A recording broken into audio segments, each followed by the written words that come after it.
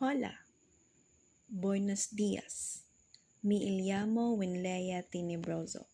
Tengo 30 años.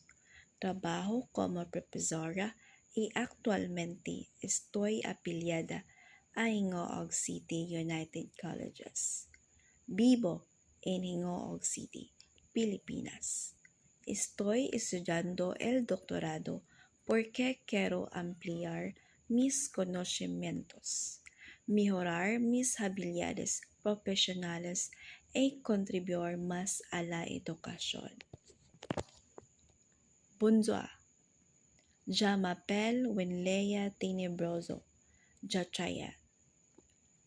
Je travaille comme enseignant in Suswik at Tulmun Apilia, Hingoog City United College. J'habite Hingoog o Philippines. J'étudie le doctorat parce que je veux approfondir mes connaissances, améliorer mes compétences professionnelles et contribuer davantage à l'éducation. Good day. My name is Winleya Tinebroso. I am 30 years old. I work as an educator and I am currently affiliated with Hingoog City United Colleges. I live in Hingoog City, Philippines.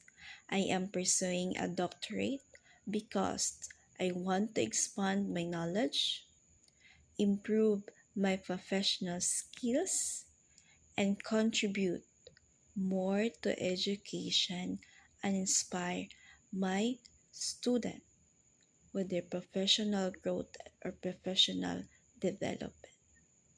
Thank you.